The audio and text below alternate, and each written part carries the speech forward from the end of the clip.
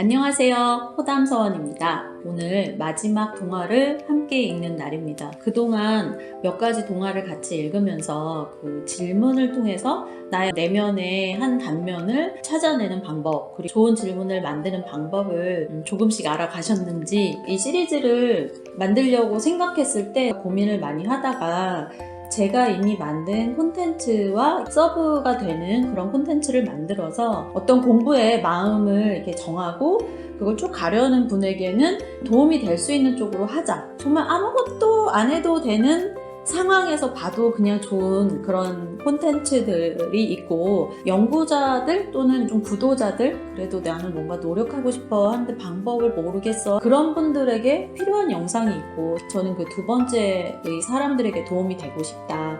자기 내면의 어떤 문제를 좀 고민을 하는데 이걸 어떻게 접근해야 되지? 이걸 어떻게 해결해야 되지? 이것을 당장에 뭐 어떤 사람을 만나거나 어떤 단체를 만나거나 어떤 센터의 문을 두드리기가 좀 힘들다 하는 분들에게 한번 이렇게 징검다리로 들여밟고 가면 그 다음 단계가 어렵지 않겠는데? 할 수 있는 이제 도움 닫기가 될 수 있는 구름판이 돼야겠다, 이 생각으로 만드는 영상들이에요. 그래서 깊이 있는 내용 해석은 클래스 101의 어른들을 위한 비밀 동화방에서 깊이 들으셔도 되고, 나는 접근 방법만 배우고 싶다 그러면은 이 질문 피드백하는 걸 통해서 좀 가늠해 보셔도 되고요. 또 여기 걱정 마시고 댓글 달아주세요. 의문점 있으면 많이 알려주세요. 서두가 길었는데 오늘 같이 읽을 동화는 세 가지 언어라는 동화입니다. 세 가지 언어는 제가 그 그림 형제 동화를 읽으면서 와, 정말 이런 동화가 있었구나 라고 감탄했던 동화예요. 언어의 속성을 다루는 동화가 있다니, 언어의 속성을 다루면서 교육 문제를 다루는 동화가 있다니, 이게 정말 놀라웠고 읽을 때마다 새로운 면이 발견되는 그런 동화예요. 우리가 이 언어 생활을 하는 것과 학습하는 것, 자아를 형성해 나가는 것이 밀접한 관련이 있다는 것을 점점 더 확신하게 되는 거예요. 그래서 동화 중에 언어에 관련된 동화가 없을까 하고 찾아봤는데 딱 세 가지 언어라는 게 있는 거예요. 그래갖고 와, 뭔가 있다. 이 언어에 대해서 풀면 학습에 대해서나 우리의 자아 형성에 대해서도 옛날 사람들이 도대체 무슨 고민을 했을지 알 수 있지 않을까, 제가 그 생각을 했기 때문에 냉큼 집었죠. 여러분이 이 동화를 읽고 어떤 질문을 가지는지가 더 많이 연구하고 공부할 수 있는 자료로서 좋은 자산이 되었습니다. 감사하고요. 여러분의 질문을 통해서 더 깊이 들어가 보겠습니다. 세 가지 언어는요, 아들에게 공부를 시키려고 하는 어떤 귀족이 나와요. 그리고 그 아들은 동물의 언어를 자꾸만 배워옵니다. 그래서 가족의 분란이 일어나고 아들은 집을 나갑니다. 그리고 이런저런 우여곡절을 겪어요. 결국은 교황이 되는 이런 이야기를 담고 있습니다. 저는 이 세 가지 언어가 앞에서 했던 소름을 찾아 나선 소년과 참 겹치는 부분이 많다고 생각이 들어서 양육 태도와 교육의 문제로 겹쳐서 많이 다루게 됐고, 오프라인에서 강의를 하거나 학부모와 면담을 하거나 할 때 이 동화가 갖고 있는 메시지를 좀 전달을 하면서 제 교육 철학과 접목시켜서 많이 응용하는 동화예요. 여기에 첫 번째 질문에 아빠랑은 정말 저렇게 작별인 건가? 네, 작별입니다. 그 앞에서 좋은 아이를 할 때요, 이렇게 물으신 분이 있었어요. 왜 집으로 돌아가냐? 이상하다, 찜찜하다, 이런 분이 있었는데, 아주 어린 아이일 경우에는 회귀 본능이라는 게 있어서 자꾸만 집으로 돌아가는데, 동화에서 자꾸 집으로 돌아가는 아이의 얘기가 나오면 그럴 경우에는 아직은 가정 안에서 내면의 문제를 해결하고 가정 안에서 자라야 하는 아이구나, 이렇게 해석하시면 되고, 이런 경우처럼 어느 정도 나이가 있는데 다신 돌아가지 않는다면 부모와의 건강한 분리를 다룬 동화다, 이렇게 보시면 되겠습니다. 이것은 동화를 해석하는 일반적 원리이기 때문에 제가 소개를 해드릴 수 있는 내용이네요. 스위스에 늙은 백작이 살고 있었는데 그에게는 아들이 하나 있었습니다. 그런데 아들이 어찌나 미련한지 아무것도 가르쳐 줄 수가 없었습니다. 하루는 아버지가 그의 아들에게 말했습니다. 얘야, 내가 아무리 애써봐도 네 머리통 속에는 아무것도 집어넣어 줄 수가 없구나. 그러니 널 여기서 내보내 유명한 스승님 밑에 두고 싶다. 그분이 너에게 뭘 가르쳐 줄 수 있는지 알아보기로 하자. 네, 오늘도 어김없이 너무한 부모님 나오셨습니다. 아버지가 이 아들에게 했던 말들을 한번 이렇게 적은 걸 읽어드릴게요. 고작 그거냐. 구제받기 어려운 애로구나. 아무것도 배우지 않고 귀중한 시간을 헛되이 보낸다. 다음에도 이러면 넌 내 아들이 아니다. 급기야는 이놈을 숲속으로 끌고 가 없애버리도록 해라. 이렇게. 지금 이거는 그 3번의 유학 이후 아빠의 언행이 어떻게 발전했는지를 말씀드린 건데, 이 아버지는 또 뭐가 잘나서 그렇게 애한테 뭐라 하냐 이런 반응도 되게 많았고, 뭐 걔 중에는 또 이제 학부모 입장에서는 아버지도 최선을 다했다. 좋은 교육을 시키려는 거 아니냐. 다양한 입장이 있어요. 그런데 오늘 갈등을 중심으로 보는 거잖아요. 이 둘이 사이가 안 좋다는 거예요. 갈등이 커지고 있어요. 뭐 때문에? 한 단어로 한번 정리해 볼까요? 네. 공부. 그 다음 2번째, 아빠는 얼마나 똑똑할까? 질문 컬을 보면 별로 그럴 것 같진 않지만. 그렇습니다. 자, 여기 질문을 내주신 분의 이 말투 느껴지죠? 제가 클래스 101 어른들을 위한 비밀 동화방에서 콘텐츠 제작을 하면서 우리 북클럽 회원에게 질문을 받았을 때 자기는 뭐가 얼마나 잘났기에 하고 질문을 던진 분이 있었어요. 근데 이런 질문이 나온다는 것이 바로 이 동화가 그리고 싶은 현실 자체를 알려준다. 바로 이 문제를 다루고 있는 동화입니다. 아빠는 얼마나 똑똑하길래. 그렇죠. 자, 3번째. 교황되기가 저렇게 쉽다고? 정식 절차 같은 건 없나? 옛날에 서민들이 교황이 될 수 있었을까요? 아주 전설 속에 또는 초대 교황, 그러니까 예수님의 제자들 이런 분들은 서민 출신이죠. 하지만 이후에 점점점 상황이 자꾸 변하면서 이렇게 뭐 절차가 복잡하고 또 여러 가지 좀 인맥이나 또 이런 게 작용하는 고급 종교로 바뀌었잖아요. 그런데 서민들은 교황이 정말 되고 싶었을 것 같아요. 그쵸? 앞에서도 말씀드렸지만 서민들이 자기가 이루지 못하는 꿈 또는 내가 해결하지 못한 어떤 문제, 억울함, 한 이런 것들을 대리만족, 대리 해결을 볼 수 있는 공간으로서 동화의 세계가 존재합니다. 그래서 그럴 수 없었던 현실을 오히려 반영하는 모습이다. 이렇게 보시면 되겠고, 그러니까 너무나 현실적인 모습으로 이렇게 들이대고 보면은 동화는 해석되지 않는다는 것 명심하시면 좋겠습니다. 사슴의 혈압 눈으로 아빠를 어떻게 속였지? 동화에선 속일 수 있습니다.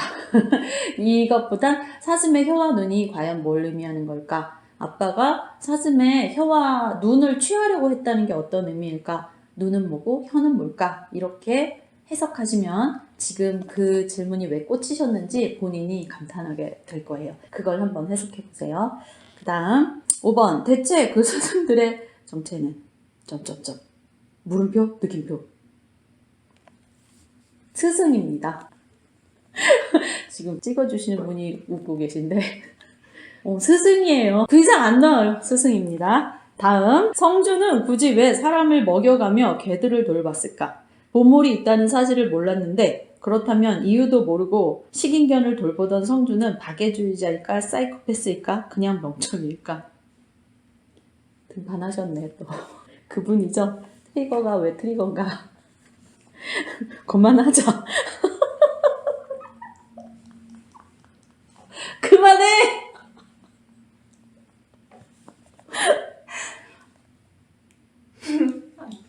죄송합니다.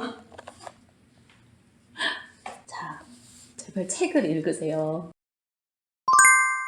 성주에게 하룻밤만 재워달라고 했더니 어느 탑으로 가라고 했고 그 탑에 가면 사나운 개들이 있는데 우리 마을 사람들은 다 무서워한다.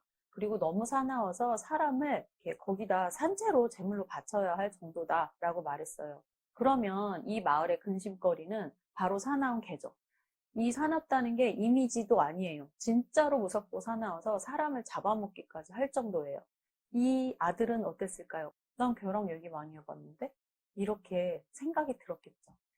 이런 의문이 드는 분도 있을 거예요. 아니, 걔 언어를 배웠다고만 했지 한 번도 걔랑 얘기하는 거 안 나왔는데 뭐 이렇게 갑자기 뭐 문제를 잘 해결하냐. 근데 이렇게 짧은 동화에서는 아주 필요한 부분만 나와요. 그래서 그걸 통해서 유추를 하셔야 돼요.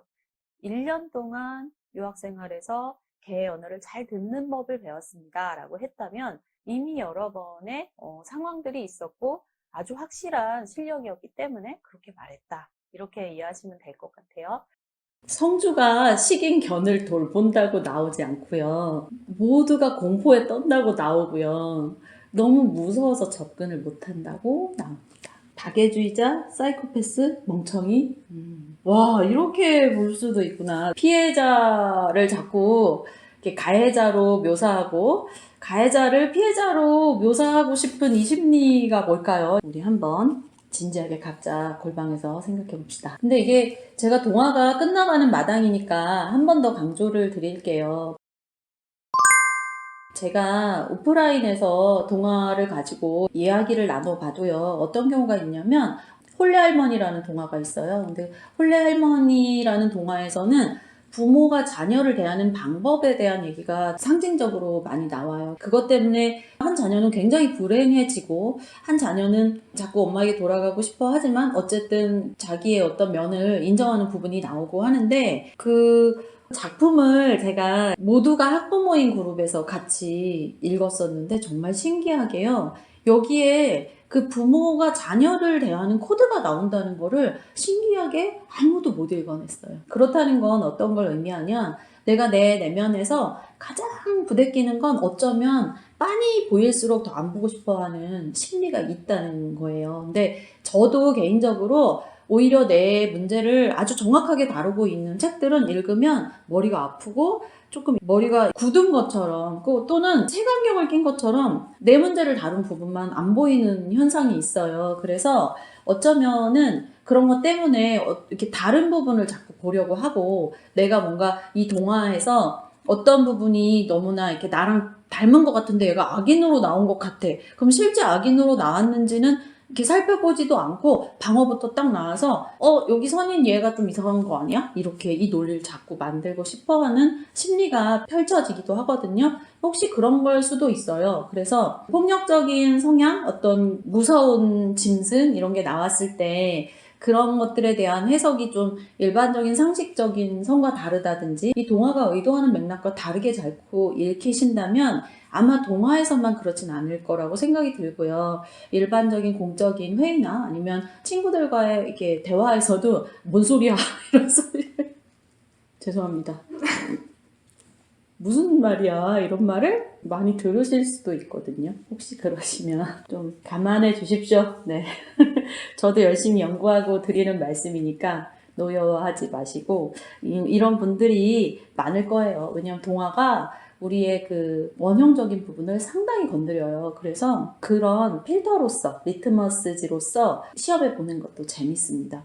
가볍게 재미라고 생각하고 시작해 보시면 생각보다 아주 묵직한 그 깨달음을 얻으실 수 있을 거예요. 제가 다시 말씀드리지만 내용을 만들어 읽으시면 안 됩니다. 내용을 만들어 읽지 마세요. 7번. 소녀는 로마에 도착해서 자기가 들어가는 곳이 성당이라는 걸 알았을 텐데 교황이 되기 싫었다면 십자가도 피해갔어야 하지 않을까? 이걸 만약에 6번을 질문하신 분이 7번을 만들었다면 6번의 문제점을 극복하면 7번처럼 되는 거예요. 그러니까 무슨 말이냐면 7번은 굉장히 합리적 의심이에요. 그러니까 잘 찾아간 거예요. 그래서 제가 의심하는 성향을 버리라고는 절대 말하지 않습니다. 이것저것 다 찔러보세요. 그리고 자꾸 토론을 통해서 걸러내는 거예요. 우리가 성장할 때도 그렇게 성장합니다. 이렇게 아무데나 걸어보고 아무데나 만져보고 하다가 막 다쳐도 보고 부딪혀도 보고 넘어져도 보고 하다가 저긴 걸으면 안 되고 여기선 일어나야 되고 여기선 앉아야 되고 쟤는 찌르면 안 되고 얘는 뜨겁고 쟤는 차갑고 이걸 알게 되거든요. 그것처럼 바로 그거예요. 성당을 또 가고는 싶었나 봐. 그쵸? 로마도 또 가고 싶었고 그거를 주장하고 나가면서 한번 동화를 해석해 보세요. 그러면 내 마음에 의혹이었던 부분들이 생각보다 잘 풀릴 거예요. 정말 그렇습니다. 이거는 아주 합리적인 의심을 품고 잘 찌르신 부분입니다. 자, 마지막. 비둘기를 외국인으로, 소년을 다중언어 구사자라고 생각하면 소년은 통역과 동시에 노래까지 할 수 있는 어쩌면 천재가 아니었을까? 점점점 물음표. 그에게 외국어를 가르쳤다면 어땠을까? 그만하세요. 뭔 소리야 이게.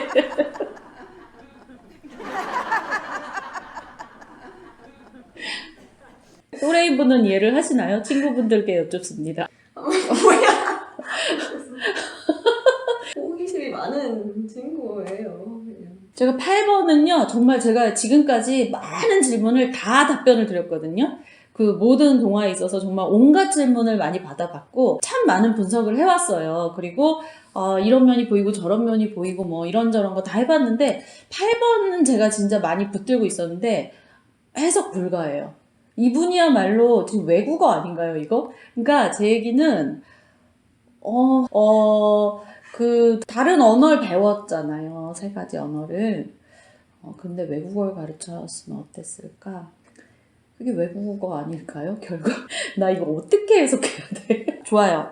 제가 아주 진지하게 마지막 질문이니까. 비둘기를 외국인으로. 자, 은유라는 건요, 공통점과 차이점이 있어요. 그러니까 공통점과 차이점을 동시에 보는 사람만이 메타포라를 잘 사용할 수 있거든요. 그런데 이 비둘기를 외국인으로 설정한다. 그러면 어쨌든 소녀를 다중언어 구사자라고 생각한다면까지는 그래요. 그러니까 비둘기뿐만 아니라 다른 것도 다 외국어라고 생각하고 다중언어 구사자라고 생각한다면 이 소년의 속성을 어떻게 파악하는 것이 좋을까? 이 동화는 왜 다중언어 구사자를 좋은 사람이라고 생각했을까? 이렇게 뚫고 나가면 굉장히 중요한 키워드를 해결할 수 있어요. 그런데 여기서 소년은 통역과 동시에 노래까지 할 수 있으면 어쩌면 천재? 통역과 동시에 노래하는 사람 한 번도 못 보셨어요? 천재인가? 보통인 것 같은데.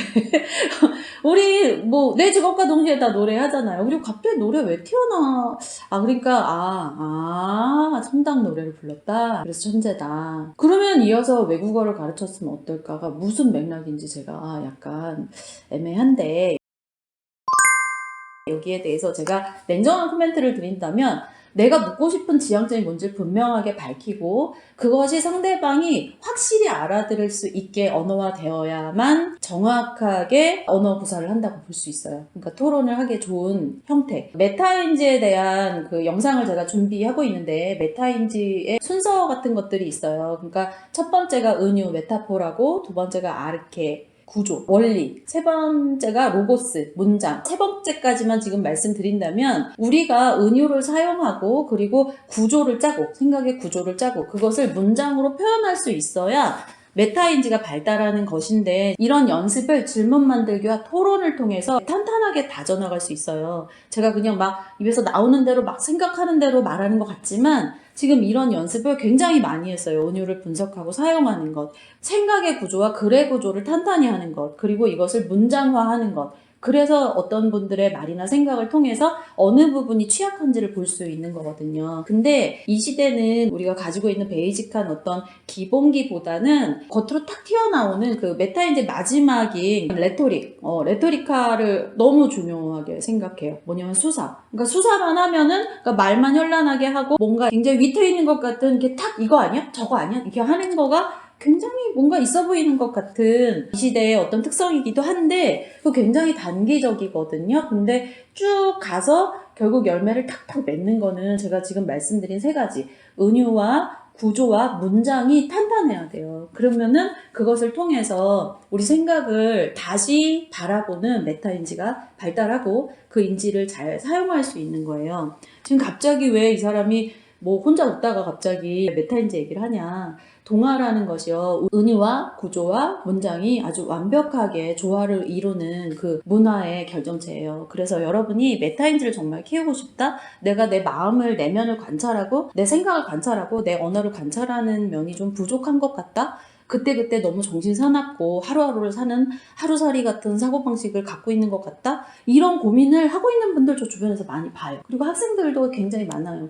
정말 신기하게도 아무것도 아닌 것 같지만 이 짧은 동화를 딱딱 분석해내는 훈련을 하잖아요. 나도 모르게 구조를 보게 되고 상징과 은유를 분석하게 되고 깊은 뜻을 한 번쯤 더 생각해보는 그러한 면이 발달합니다. 그래서 저는 꾸준히 했을 경우에 정말 약했던 심신이 이렇게 발전하는 분들 그리고 취약했던 내적 자아가 조금씩 단단해지는 것을 천천히지만 아주 분명하게 확인하고 있습니다. 여러분이 그런 연습을 하실 수 있으면 좋겠어요. 물론 제가 웃기도 하고 그랬지만 8번 같은 질문을 던지신 분은 어쩌면 그 3가지 중에 무언가가 좀 덜 훈련된 것이 아닐까? 이런 생각이 들고요. 그 마음의 어떤 지향점은 아주 확실한 것 같아요. 그러면 그 지향점이 그쪽을 향하게 된 이유가 뭘까를 생각해 보시면 좋을 것 같습니다. 그런데 개의 언어에서 더 성장하는 과정이 될 때는 갑자기 단단했던 땅이 스물스물 습기가 차면서 늪지대로 변해요. 그때는 땅도 아니고 하늘도 아닌 느낌이 들면서 굉장히 혼란스럽습니다. 그때 우리는 당장 현재만 생각하던 개에서 미래를 생각해야 되기 때문에 불안을 느끼고 흔들릴 수밖에 없어요. 그때 듣는 개구리의 언어가 아무리 나에게 좋은 이야기를 해도 나는 소화할 수 없기 때문에 우울하다고 했죠. 그때 새의 소리를 듣는 거죠. 새의 소리는 천상으로 가는 소리라고 했어요. 우리가 땅을 딛고 하늘로 날아오기 전에 그 단계의 언어들은 당장은 이해하기 힘들지만 내면의 목소리, 자기 강화를 해주고 내가 할 수 있다, 지금 배우면 된다라는 생각을 자꾸 하면 개구리의 언어가 비로소 새의 언어와 맞물리면서 진짜 날아가는데 도움이 되는 언어라는 거예요. 자, 여러분. 아주 긴 대장정이었어요. 제가 맨 마지막에 3가지 언어 질문을 녹화를 할까 말까 고민을 할 정도로 전체 시리즈를 만드는 과정이 순탄치만은 않았고, 여러분도 아시겠지만 유튜브를 이어나간다는 게 모든 유튜버가 꼭 돈 때문에만 하는 건 아니잖아요. 그리고 웬만한 조회수가 아니면 뭐 그렇게 가지도 않고, 저는 일단은 여러분에게 미리 말씀드리고 시작했지만 클래스 101의 어른들을 위한 비밀 동화방을 정말 좋은 콘텐츠라서 소개해드리고 싶다라는 마음에 이런 서브 강의를 준비하기도 했지만, 이 유튜브의 시리즈만을 통해서도 여러분이 이제 동화라는 거를 좀 흥미있어 했으면 좋겠다 이 생각을 했습니다. 그리고 오늘 시리즈 마지막에 제가 메타인지가 어떻게 구성되는지에 대해서 반 정도 설명을 드렸는데, 제가 이거 가지고도 새로운 시리즈를 만들려고 해요. 많은 응원 부탁드립니다. 제가 이 시리즈를 만들 때쯤이 이제 400명이 조금 넘은 지점인데 구독자가 그동안에 좀 늘었으면 좋겠네요. 그러면 지금까지 시청해주셔서 너무너무 감사하고요. 많은 분들에게 좋은 콘텐츠라고 생각되신다면 구독과 좋아요와 알림 설정과 공유를 부탁드립니다. 그리고 여러분의 댓글을 기다릴게요. 특별히 질문을 보내주신 여러분 정말 감사합니다. 질문 보내주시느라 수고하셨고요. 들으시느라 수고하셨습니다. 감사합니다.